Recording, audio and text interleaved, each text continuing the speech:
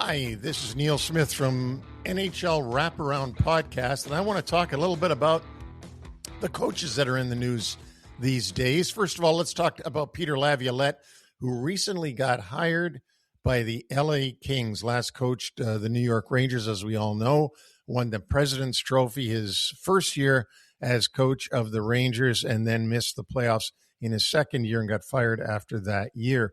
You know what the Kings are looking for? They've got an older team. They've got a team that's got a very small margin for error. And with Peter Laviolette, you always get a very good first year. Go back through his history. Go back through all the other 6 teams. He's always had real good first seasons. He seems to be able to get through to the players. And this right now is what the LA Kings need with Anze Kopitar retiring, and they need to do whatever they can to stay in the playoff picture. Let's talk, secondly, about Pavelski. Great player. Loved the guy as a player. Never coached, other than, I guess he coached his son a little bit.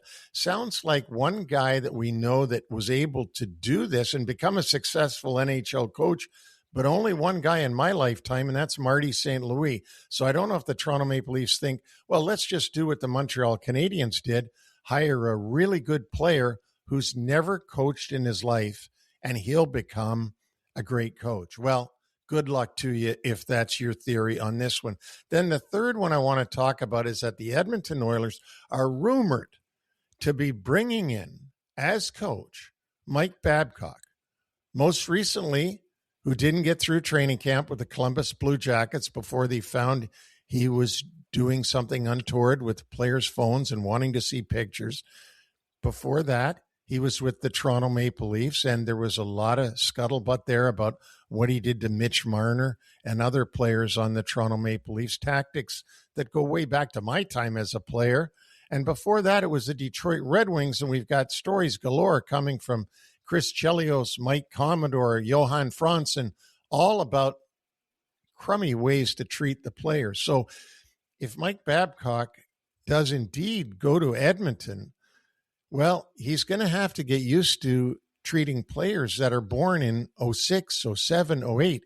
These are not players born in the 80s. These are not players born in the 90s.